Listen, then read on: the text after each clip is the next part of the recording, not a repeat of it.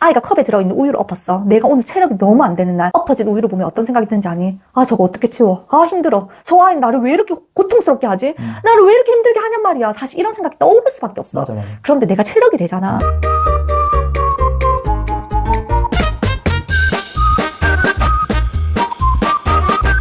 남편 내가 친구들 사이에서 별명이 욕망 아줌마잖아.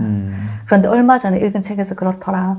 불행이랑 나의 욕망과 능력 사이에 불균형에서 오는 거래. 그러니까 그 말이 너무 와닿았었던 이유가 나는 욕망이 큰 것에 비해서 능력이 너무 부족한 거야. 그 능력 중에서 가장 크게 작용하는 게 바로 체력에 대한 능력이라는 생각이 들었어. 내가 육체적 욕구에 감정이 유난히 방해받는 몸뚱아리를 가지고 있거든. 이게 무슨 말이냐면 내가 너무 피곤하잖아. 그럼 나도 모르게 내 감정이 얘게 짜증 섞인 언어로 나가는 거야. 아, 맞지. 남편 내가 배고프거나 체력 안 될 때 약간 평소와 같지 않은 마누라 나올 때가 있잖아요. 그렇지. 그게 왜일까를 생각해 봤더니 다 내가 체력이 안 되는 것에서 오는 문제더라고. 40살 이전에는 운동 안 하고 살아도 괜찮거든. 사실 뭐 믿을 수 없겠지만 내가 20대 때는 따로 식단을 하지 않고 운동을 하지 않아도 평생 날씬한 몸매를 유지하면서 살았어. 그래서 운동이 나에게 생활화되어 있지 않았다고. 그런데 오히려 20대 때 좀 통통했었던 친구들은 그때부터 살을 빼기 위해서 운동이 본인의 삶에서 너무나 중요한 가치로 가지고 가더라고. 그래서 그 친구들이 아기 낳고 나서도 아직까지 날씬한 몸매를 유지하는 거야. 애 낳고 갑자기 뚱뚱해진 친구들 보면 다 똑같아. 예전에 운동이나 식단을 하지 않았는데도 날씬한 몸매를 유지했었던 친구들이 오히려 아이 낳고 나서 지금 다 무너지는 거야. 맞는 것 같아. 내가 평생 운동이라고는 해본 적이 없잖아. 지한이 낳고 나서 사실 살이 좀 쪘어. 근데 그때는 육아를 한다고 내가 따로 운동을 하러 가거나 식단을 할 수 있는 상황이 아니었어. 그리고 지한이를 18개월에 어린이집에 보내고 몸에 살덩어리를 그대로 붙인 채 다시 유치원 현장으로 복직을 했고 너무 바쁜 일상 속에서 운동이 습관화되지 않았어. 그냥 쉽게 말해서 평생 운동이라고는 해본 적이 없이 살았던 것 같아. 그래, 맞지. 근데 30대까지는 괜찮았거든. 근데 40대가 딱 넘어가니까 나의 체력이 나의 정신과 마음에 영향을 끼치기 시작하는 거야. 맞아. 체력이 안 되니까 짜증이 나. 체력이 안 되니까 아무것도 하고 싶지 않아. 그냥 사람이 무기력해지는 거야. 건설적인 생각이. 건설적인 생각이 어딨니? 피곤해 죽겠다라는 생각밖에 안 들어. 내가 42살 되던 해에 유치원을 퇴직했거든. 그리고 한 달 내내 집에 들어 누워만 있었어. 내가 중학교 다닐 때 H.O.T 오빠들의 캔디 노래가 굉장히 붐이었거든. 너무 옛날 사람 같나? 사실은 오늘 너와의 만남을 정리하고 싶어. 널 만난 거야. 이런 날 이해해. 어렵게 마음 정한 거라 생각하겠지만 사실은 너와 헤어져야 되겠다고 생각한 게 오늘 아침에 그냥 생각난 거라고 하는 노래 가사말이 있거든. 그것처럼 내가 오늘 아침에 일어났는데 특별한 어떤 계기가 있었던 것도 아니야, 남편. 갑자기 나 산에 가야 되겠다는 생각이 드는 거야. 왜냐면 운동을 해야 되겠다라는 생각은 드는데 필라테스를 알아봤거든. 물론 1대10의 그룹 필라테스를 하게 되면 금액이 좀 저렴하긴 해. 그런데 남편 알다시피 내가 허리 디스크로 고생을 좀 많이 했잖아. 허리가 안 좋은 사람이 일일이 조금 코치를 받지 못하는 필라테스를 하면 오히려 허리가 더 망가질 수도 있다고 하더라고. 그렇다네. 그래서 1대1을 알아봤더니 이 평범한 아줌마가 할 수 있는 금액대가 아니더라고. 그래서 필라테스도 못 하겠는 거야. 아파트 헬스장에 갈 수도 있는 문제잖아. 그런데 나는 남편도 알다시피 낯을 너무 많이 가려서 혹시 아는 아줌마들 만날까봐 지한이 엄마 진짜 못생겼더라 막 이런 이야기 들을까봐 못 가겠는 거야. 그것 때문에 아니라 운동을 별로 안 하고 싶었었던 거 아이가? 그것도 그렇지. 사실 러닝머신 위에서 계속 반복해서 뛰는 건 내가 나중에 이야기해드릴 시간이 있을 것 같은데 내가 ADHD가 있거든. 성인 ADHD가 있잖아. 그런 내가 한 곳에서 계속 반복해서 40분 이상을 뛰는 게 내가 안 되는 사람이더라고. 그래. 내가 IQ는 낮지만 자기 이해는 굉장히 높은 사람이잖아. 나는 이런 운동을 할 수 없는 사람이구나. 그래서 어느 날 갑자기 산에 가야 되겠다는 생각이 들더라니까. 우리나라가 진짜 좋은 이유가 뒷산을 가지지 않은 동네가 없대. 그렇지. 우리나라는 아무리 신도시라도 차로 차로 이동될 수 있는 10분 거리에 반드시 산을 가지고 있는 나라래. 우리 집도 아파트 후문으로 나가면 바로 들머리 입구가 나오는 너무나 소중한 산을 가지고 있는 동네야. 나 예전에는 우리 뒷산을 그렇게 사랑하지 않았거든. 맞지. 근데 나 요즘 우리 뒷산이 너무 사랑하잖아. 산에 올라가야 되겠다고 첫날 결심을 했는데 입고 갈 옷이 없는 거야. 그런데 남편 굳이 꼭 등산복 입을 필요 없다. 가끔 우리가 1000m 이상의 산에 가잖아. 정말 휘황찬란한 옷들 입으신 분들이 너무 많아.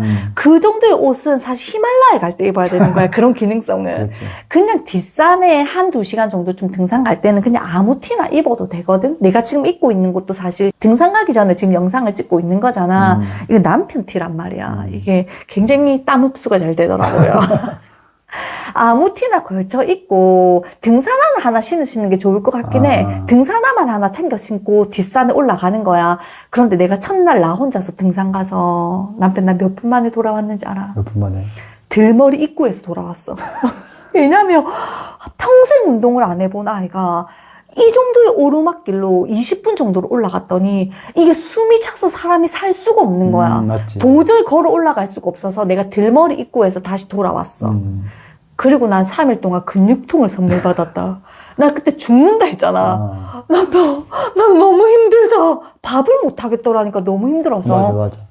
그래서 운동을 하니까 오히려 더 피곤하네. 운동을 하지 말아야 되나? 이런 생각이 사실 들기도 했지만 대체 내 몸뚱아리는 20분을 운동을 하지 못하는 사람이 되어버렸나? 이런 자괴감이 너무 많이 들면서 나 내일도 또 올라가야 되겠다고 하는 이유 없는 뭔가 의욕이 불타오르는 거야. 그렇게 해서 내가 산에 매일 오르기 시작했어. 그리고 우리 뒷산이 231m거든. 높지도 낮지도 않은 산이야. 그래서 한 번도 쉬지 않고 정상에 올라가면 한 45분 만에 정상에 올라갈 수 있는 정도의 높이. 내가 정상까지 올라가는데 걸린 시간이 한 2주 정도쯤이 걸렸던 것 같아. 첫날에는 들머리에서 돌아왔지. 두 번째 날에는 들머리에서 조금 더 올라갔어. 셋째 날에는 정자 있는 데까지 올라갔던 것 같아. 그리고 나서 정상까지 올라가는데 딱 2주가 걸렸다는 거야. 매일매일이 근육통에 시달렸고 매일매일 올라가기 싫거든. 그런데 그냥 한번 해봤던 것 같아. 20대 때는 40대 넘어서 운동하는 선배들을 보면 굉장히 자기 관리에 철두철미한 프로 여성 같아 보였거든. 그래서 내가 그때 선배님 어쩜 이렇게 운동 열심히 하세요. 자기 관리 끝판왕이시네요. 이렇게 이야기했을 때마다 우리 선배님이 뭐라고 하셨냐면 야, 내 나이 땐 살기 위해서 하는 거거든. 이렇게 말씀하시는 게 무슨 뜻인지 몰랐어. 그런데 나 요즘에 무슨 뜻인지 알거든. 나 이제 더 이상 날씬해지고 싶다고 하는 욕망은 전혀 없어. 나 그냥 살기 위해서 운동하는 거란 말이야. 맞지. 이제 1000m 이상의 산에도 올라가고 우리 한라산도 성공했잖아. 올해 가을에는 우리 지리산도 계획하고 있어. 이제 그냥 산은 내 삶의 하나의 일부로 들어온 것 같아. 예전에는 오늘은 산에 한번 가볼까 였다면 이제는 오늘은 산에 못 갔네 이렇게 된다는 거야. 그렇지. 정말 뒷산에 가면 좋은 게 오롯한 나를 만나는 시간이야. 나는 산에 다니면서 좋았었던 게 뭐냐면 엄마로서의 삶, 부인으로서의 삶, 어떤 직장에서의 나의 보직에서의 직위, 그리고 딸, 며느리로서의 삶이 아닌 오롯한 나를 만나는 시간이야. 100번 정도쯤 올라가면 숨이 차지 않을 거라고 생각하지. 나 그렇게 생각했거든. 그래, 처음에 그렇게 생각했잖아. 그치. 100번 정도쯤 올라가면 수월해지지 않을까라고 생각했는데 전혀 아니야. 힘들지 않은 날이 단 하루도 없어. 내 심장 박동 소리가 내 귀에 들릴 만큼 심장이 거세게 뛰거든. 그 순간 내가 누구를 만나는지 아니? 누구를 만나? 심장이 뛰는 나 자신을 만나더라고. 내가 내 자신을 만나는 시간을 참 많이 가지지 못했구나라는 생각이 들더라. 그렇지. 내 심장 소리를 내가 들을 수 있는 곳이 바로 산이더라는 거야. 그리고 3년째 산을 가면서 나 이제 조금 우리 뒷산에 대해서 알겠어. 유시민 작가님이 그랬거든. 지리산을 한 번 올라갔다가 내려온 사람이 나 지리산 가봤다고. 나 지리산 안다고 이야기를 한대. 맞지. 그거 얼마나 오만한 생각이냐는 거야. 봄, 여름, 가을, 겨울을 지금 3번째 지나오고 있고 우리는 비가 오는 날도 가고 날씨가 화창한 날에도 가고 기분이 좋은 날에도 가고 유난히 우울한 날에도 가. 체력이 괜찮은 날에도 가고 체력이 오늘 정말 너무 안 되는 날에도 가. 매일 다른 모습으로 산에 올라가거든. 혼자 갈 때도 있고 지안이와 올라갈 때도 있고 우리 세 가족이 함께 올라갈 때도 있고 가장 많은 시간은 남편과 내가 함께 올라가는 날인 것 같아. 매일매일 뒷산은 나에게 다른 모습으로 인사를 하거든. 맞지. 그런데 3년 동안 산에 다니면서 이제야 겨우 내가 우리 뒷산에 대해서 조금은 알아간다라는 생각이 들어. 우리는 늙어가잖아. 산은 매해 성장해 나가는 것 같아. 나무 둘레의 두께가 우리는 늙어가는데 이 아이들은 조금 더 단단해져 가는 거야. 그리고 남편, 사람들이 을에 봄에 산에 가면 진달래와 철쭉이 너무 예쁘다고 생각하잖아. 그런데 우리가 사계절을 다 산에 가면서 배우게 된 건 뭐야? 봄에도 꽃이 피지만 여름에도 정말 많은 꽃이 핀다는 거. 그리고 우리 최근에 가을꽃이 흐드러지게 핀 산 정상을 올라갔다가 내려왔잖아. 우린 올해 상사화가 가을에 우리를 기다릴 것을 알고 있었어. 왜냐면 작년에 우리가 상사화가 끝날 무렵에 산에 갔다가 너무 많이 후회했잖아. 왜 만나지 못했을까? 이렇게 예쁜 꽃이 흐드러지게 피었는데 그때 남편이 나에게 이렇게 말했다. 세영아, 내년에 다시 오면 되지. 끝이 아니더라는 걸 내가 또 배우게 되었어. 맞지. 겨울에도 꽃 핀다. 봄에는 정말 크고 화려한 꽃이 핀다며 겨울에는 정말 작은 꽃이 펴. 그런데 너무 신기한 게 봄에는 너무 많은 꽃이 피어 있으니까 그냥 하나하나의 꽃이 들여다봐지지 않는데 겨울에는 정말 작은 꽃이 하나 피며 그 꽃이 너무 소중해서 너무 특별해서 우리가 한참을 들여다봐지게 되잖아. 내가 산에 가면서 배우게 된 건 우리는 을의 아이들이 봄꽃이 되길 바라는 것 같아. 10대 때 열심히 공부해서 화려한 봄꽃으로 태어나길 바라지 그게 뭐니? 20대 때 좋은 대학에 갔으면 좋겠다고 하는 욕심인 것 같아. 그런데 최지찬 교수님이 이런 이야기를 하시더라. 우리가 100살까지 산다고 생각했을 때 20살 때까지 공부를 해야 하는 학생으로서의 삶을 살아야 된다고 봤을 때 인생의 5분의 1을 훗날 인생을 살기 위해서 투자하는 그 삶이 결코 바람직하지 않다는 거야. 아이들 인생의 5분의 1이 얼마나 귀한 시간이니 그 귀한 시간을 공부만 하면서 살아간다고 하는 게 너무 슬프지 않아? 대한민국의 슬픈 현실이지. 그치. 그렇게 해서 봄꽃으로 피어나는 아이들도 많을 거야. 그런데 봄꽃은 반드시 다음 계절을 위해서 나의 보물이를 떨어뜨리더라고. 그걸 내가 산에서 배웠어. 가을꽃이 이렇게 아름답다는 걸 내가 산을 통해서 배우게 되었다고. 그러면서 문득 든 생각이 왜 꼭 20대 때 빛나야 되지? 우리는 50대 가을꽃이 되어서 빛날 수도 있는 거잖아. 그렇지. 겨울꽃이 될 수도 있는 거잖아. 오히려 겨울에 피는 꽃이 더 특별한 것처럼 오히려 60, 70대가 되어서야 인생에서 가장 화려한 꽃을 피워내는 사람들도 있을 거라는 말이야. 있지. 봄, 여름, 가을, 겨울 내가 산을 통해서 배웠어. 10대 때 나는 빛나지 않았거든. 왜냐면 공부를 못했어. 10대 때는 공부 잘해야지 빛나잖아. 20대 때는 어떤 친구들이 빛나는지 아니? 알잖아.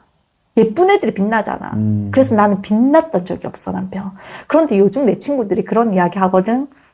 요즘 방송 좀 부러워. 이런 이야기들을 해. 그래서 내가 구체적으로 뭐가 부러운지 또 이야기하라고 하거든. 내 친구들이 내가 부러운 이유가 뭐냐면 너는 40대인데 네가 무엇을 가장 잘하는지 무엇을 가장 좋아하는지를 알고 있는 것 같아. 그래서 네가 부러워. 이런 이야기를 하는 거야. 공부를 정말 잘했던 내 친구가 출산과 동시에 이제 일을 그만뒀고 지금은 40대 중반의 여성으로서 살아가고 있는데 요즘 들어서 세영아, 난 뭘 제일 좋아하는 사람일까?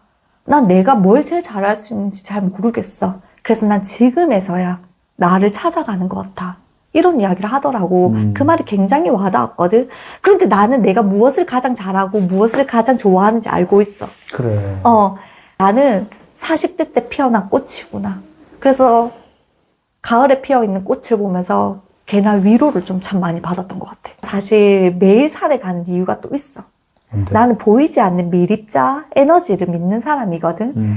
나의 구독자분들이 나에게서 정보만 가지고 간다고 생각하지 않아. 내가 내뿜는 이 긍정의 언어를, 이 긍정의 에너지를 화면을 뚫고 우리 구독자 여러분들이 받아가신다고 생각해. 그러려면 내가 진짜 에너지를 보내야 될 거잖아. 맞지. 사실은 좋지 않은 에너지를 내뿜는 사람인데 좋은 사람인 척 이야기를 한다면 난 그건 화면을 뚫고 구독자들에게 전해지지 않을 거라고 생각해. 아, 맞지. 내가 진짜 좋은 에너지를 내야지 이게 화면을 뚫고 우리 구독자분들에게 전해질 수 있을 거라고 그렇지, 믿거든.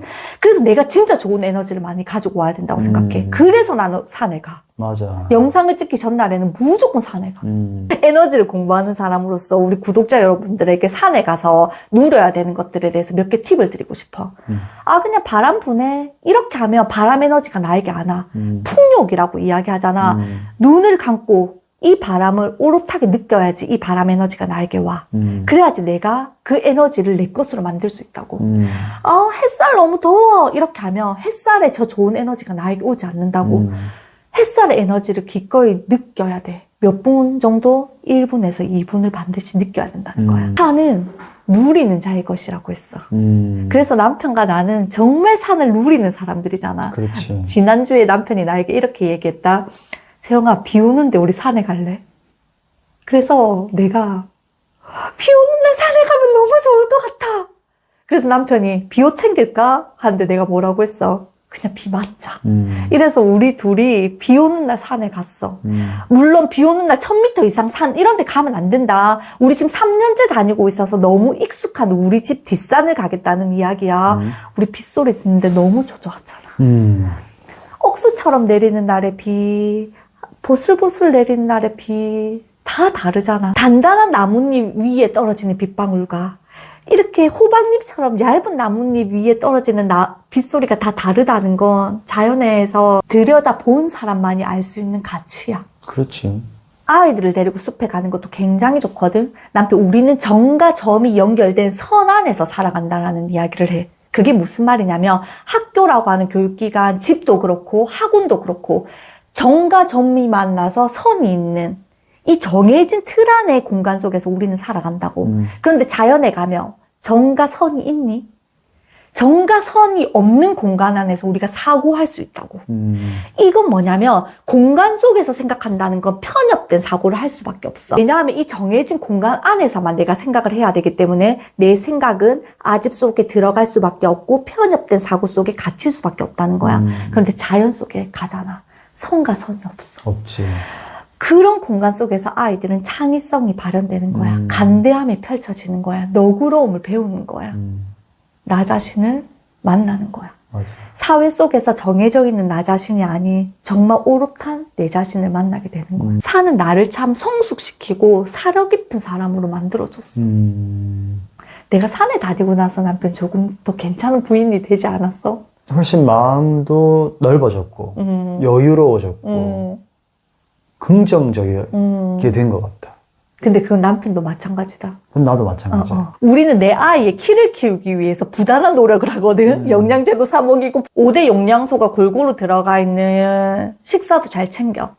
그런데 나는 우리 엄마들이 아이들의 키만 키우지 말고 내 체력을 키우는 것에도 꽤 많은 시간을 투자하셨으면 좋겠어. 아, 근데 진짜 중요한 것 같아. 진짜 중요하거든. 엄마의 체력은 아이의 육아에 너무나 중요한 부분을 차지해. 아이가 컵에 들어있는 우유를 엎었어. 내가 오늘 체력이 너무 안 되는 날 엎어진 우유를 보면 어떤 생각이 드는지 아니? 아, 저거 어떻게 치워? 아, 힘들어. 저 아이는 나를 왜 이렇게 고통스럽게 하지?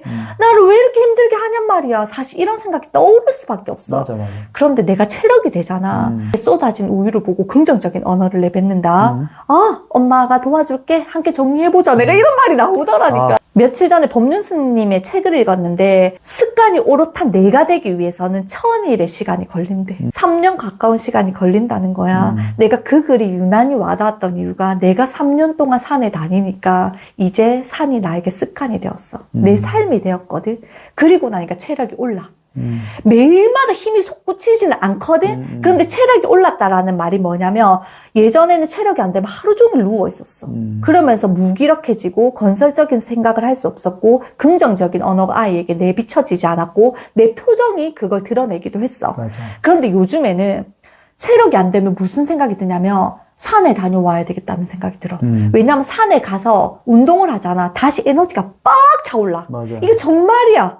이거 좀 믿어. 의심치 않아주셨으면 좋겠어. 그래서 체력이 안 될수록 이불로 힘든 몸을 이끌고 산에 올라가. 그래서 1시간 30분 동안 산을 타고 내려오잖아. 나 내려올 때 온몸이 가벼워져. 맞아. 이제 내가 내 체력을 스스로 조절할 수 있는 사람이 되었어.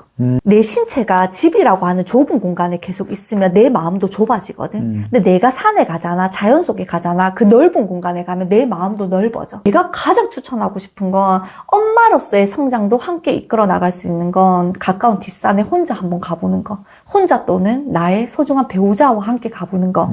단순히 체력만 키우는 것이 아니라 나 자신을 만날 수 있는 시간. 내 마음을 들여다볼 수 있는 시간. 그래서 내가 엄마로서 조금 더 간대해지고 너그러워질 수 있는 시간. 그 모든 것들을 선물 받게 될 것이다. 사는 축복이거든.